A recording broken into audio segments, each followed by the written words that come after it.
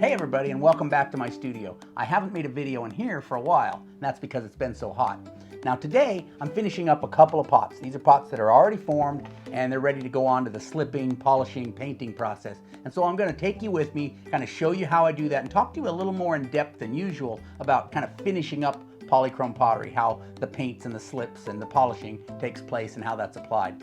And while I'm doing that, I want to talk to you a little bit about where I've been the last few months, kind of the future of my channel, my plans for the future, and hopefully kind of catch you up on what's been going on.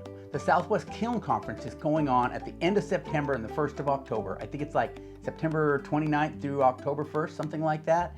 And that's a really big deal for those of us that make replica pottery. So a lot of replica potters from around the Southwest and even from around the country will come together there on that weekend, and we will talk about pottery, we'll exchange some materials, and we'll fire a whole lot of pottery. So that's a big deal. And I'm going to be shooting a few videos while I'm up there, so you'll get a chance to see what goes on if you're not going. If you have the opportunity, I would encourage you to go. That's going to be held at the edge of the Cedars State Park in Blanding, Utah. So for that, I'm getting a couple of pots ready to bring up there to fire. So the first one is a big Salado polychrome pot. This is going to be Dinwiddie polychrome. So it's going to be decorated with white, black, and red designs on the outside, and it's going to be smudged black on the inside. And the second one I'm working on is also a bowl. This one is going to be Kinishba polychrome. And again, I'm going to smudge it like the other one. So I'm going to turn the inside black, which is not usual for Kinishba. And then I'm going to do red and black designs on the outside.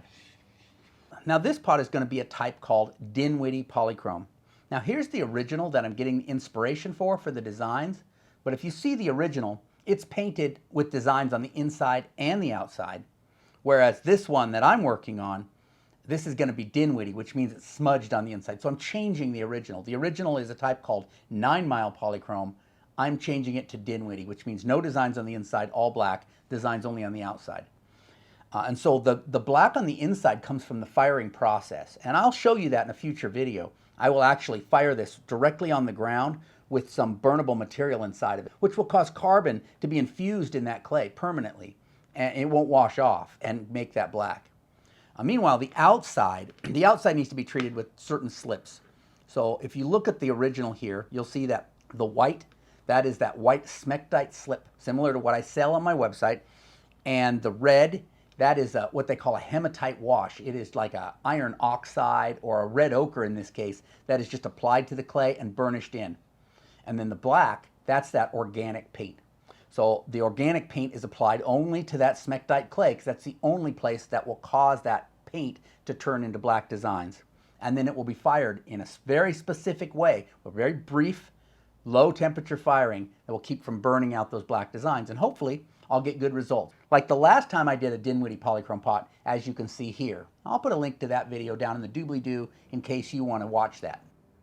Back in, I think, the end of May, I went from a weekly video upload schedule to an every other week schedule. And I said at the time that I'd reevaluate in like August and see about going back to a weekly schedule. And I'd really like to do that, but I have some more important stuff to do this fall. So I was thinking about those online classes I have, those online master classes that I sell on my website. And this is not an ad. I sell those master classes and people really enjoy them and get a lot of value out of them. The problem I have is that some of those videos, the early ones I made especially, the wild clay and the coil pottery ones, those were made way back in 2018. And I mean, in the big scheme of things, 2018 wasn't that long ago. But, you know, in the scheme of me getting on YouTube and learning how to make videos and that sort of thing, that was a long time ago. And so the quality of those videos is not very good. Some of those were shot on an old GoPro camera. I have a much better camera now. And, you know, my ability to make good videos and to teach through videos has improved. And so I want to go back and recreate those classes and also kind of, you know, make some changes to the structure of those classes, improve them. And so I want to do that this fall as soon as the weather is cool enough that I can go out and shoot on a daily basis outdoors. And so I think I'm going to stay on an every other week upload schedule for the time being, just so I have more time to focus on getting those classes done. And so I will stay with that every other week schedule for the time being until I get that done. And hopefully by the time fall is over, as we start getting close to winter, maybe towards the first of the year, I will get that done. I can go back, hopefully, to a weekly upload schedule. Now this one This is Kinishba polychrome, and here's the original. As you can see, beautiful, and it's kind of red, black, sometimes white on kind of a buff or a cream colored paste. And that color that you see, that cream color, that's actually the body clay. It's not slipped. That's the clay it's formed from. So in this case, I'm using a clay that came from Safford that fires to sort of a yellowish color. And I've mixed it with a brownish clay. So hopefully I'll get a little bit of a peachy color to it. And then I'm going to decorate it with some yellow paint on the outside, which will fire red. Also some black mineral paint on the outside that I make out of manganese and copper and clay. And then also some white clay. That'll be those fine white lines you see there. Now the inside will be treated exactly like the Dinwiddie polychrome and smudged, fired on the surface of the ground with some burnable material inside, which will cause it to go black. Now that is not traditional for Kinishba polychrome, but I'm just trying to be a little bit artistic here and make a change that I think will look good. So I'll have this kind of design on the outside and then pure black on the inside, and I think that contrast will look really nice. The other thing about this smudged surface is with smudged pots, as these ancient smudged pots you can see here, the smudged surface is usually very, very highly polished. And so I'm also working at polishing the insides of these bowls as they dry. When you're trying to achieve a high polished surface like this, it's better to polish it several times as it dries. So get it while it's still pretty damp, and then let it dry a little bit, and then polish it again after it's a little drier, and then wait, let it dry some more, polish it again, and just do 3 or 4 at least, maybe 5 even, polishes during different stages of the drying process. The last one, almost when it's fully dry, and you'll get a very nice shine on it. I've polished this particular one once before, and this is the second polish, and then I'll hit it a couple more times before it's fully dry. Now let's talk about my studio this summer. It's been so hot, and I know you probably know what I'm talking about because it seems like it's been that way everywhere. On the East Coast, in Europe, all over, it's been very hot this summer. And it's just been over 100 day after day here in Tucson. And my studio is actually a back porch, so when it's hot outside, it's hot in here. And so I've been doing most of my pottery making and my filming in my office where I have an air conditioner. And so the studio doesn't get a lot of use. And so when I do come out here and do stuff, I do it early in the morning, I do it quick, and I get out of here. And I don't take the time to, say, clean up after myself. And so it's kind of a mess right now. I've used the workbench recently for processing clay, the clay that I made these bowls out of that I'm bringing to the conference, but also in processing materials for organic paint. So I went out recently and I collected prickly pears, and I chopped them up and dried them here on my workbench because I wanted to store them and make them into pottery paint at a future date. And so my workbench is stained with prickly pear juice, and it has some prickly pear seeds on it as well. I also let some yucca fruit lay on the workbench for a while I tried to ripen them up a little bit. And so there's some bits, stems and whatnot from yucca fruit here. There's some pieces of mesquite beans, which I also harvested to make paint out of. And then when I made the paint out of the yucca fruit, I poured it into the little containers here on this workbench. And when you do that, it's a messy operation because that material is really sticky. And so I got drips all over the workbench.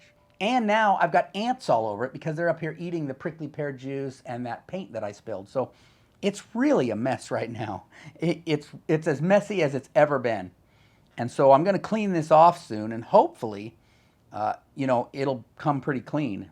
I might have to sand it to get it clean enough, or maybe restain it or something. But I got to get all my stuff ready for the SW Kiln Conference. I'm bringing things to trade with other potters, say organic pottery paints, some slips, that kind of thing that people might be interested in trading for. I've got to bring my chainsaw so I can go out and cut firewood. I'm doing a class on, a demonstration and class on how to make paintbrushes and how to paint pots. So I'm going to bring a whole bunch of yucca leaves up there with me, and I'm going to make brushes out of those, or I'm going to allow the students to make brushes out of those. And then we're going to practice painting. And I think what I'm going to do, and because I'm going to bring pots for everybody to paint, I think what I'm going to do is I'm going to bring some gourds. I've got a bunch of gourds. And that way people can practice painting on a curved surface because that's really the trick. I mean, painting is one thing. I mean, it's a skill all in of itself. But when you go to painting class usually, or if you take art in high school, right, and you're painting on a flat, say a piece of paper or a canvas. And that's a whole different thing than painting on a curved pot. And so I think what people need to do is get used to painting on a three-dimensional surface. So I think if I bring some gourds and maybe like some tempera paint, so they can paint on it and then we can wash it off and paint on it again. That might be a good practice for painting pots. That's my idea. So I'll be teaching that brush making and painting class on Friday afternoon, and that's free to attend if you want to show up. That's again in Blanding, Utah. I'm bringing one other pot to fire at the Kiln Conference, and that is this sheep pot that I made for the Ancient Potters Club. The Ancient Potters Club is my Zoom pottery class that meets over Zoom every Wednesday night to make pottery. And our project last month, in August, was this sheep effigy pot. And so I haven't painted mine yet, but it will be painted with red iron oxide paint, and then it'll be fired in that pit fire, and hopefully we'll reduce that to black. So that's the idea. And so if I get them all done, that is, get them all decorated, by the time of the conference, I'll have 3 pots to fire. But I only have a couple weeks, and I have to keep up my video schedule and other things, so we'll see if I get these done. But hopefully today I'll make some progress on these. I did want to talk to you a little bit about the Ancient Pottery Challenge. I started out 2 years ago, I think. It might have been 3 now. I'm losing track of how long I've been on YouTube, with the 1 coil challenge. And that was, I would try to make as big a pot as I could using only 1 coil. Instead of coil on top of coil, I'd use 1 really fat coil and I'd just pinch it up. Kind of a modified pinch pot. And that was fun, and a lot of people kind of, enjoyed that. And then I thought, I'm going to do the Ancient Pottery Challenge, and I did a series of ancient pots that I picked out, and I kind of made replicas of them. And they weren't specific pots always. They were sort of a type of pot, like a bilobal pot, a face pot, a double pot, and then I would just make a variation on that theme. They weren't all exact replicas. And I got a little bit of feedback on that, and I thought, that was good. Then I did the Salado Challenge last year, and I had almost nobody do that. My friend Jerry in Florida is the only person, I think, that did all of those pots in the Salado Challenge. That shows a real commitment to getting those done, because those were not easy. Thank you, Jerry, for that. But overall, I didn't get a lot of feedback on the Salado Challenge. I didn't get a lot of people participating. I got more people on the original Ancient Pottery Challenge, so I thought, I'll go back to that again this year. And so again this year I did the Ancient Pottery Challenge. I picked a smaller amount. I picked 7 pots, and I thought, I'll do these. I'll get other people to join in. But I really haven't had that many people participate in it. Here's some of the ones that I've gotten, and great. I mean, some of these are really amazing. My friend Will of Will O's Southwest Studio did a whole video making the owl pot in the challenge, and thank you so much, Will. That really came out great. I still haven't done the owl pot, which is my next project, so it'll be coming out probably after the Kiln Conference, so in October. And like I said, I've had a few people participate, but overall, for somebody with 120,000 subscribers, the response to the Ancient Pottery Challenge has been pretty lackluster, so I really don't think I'm going to do that next season.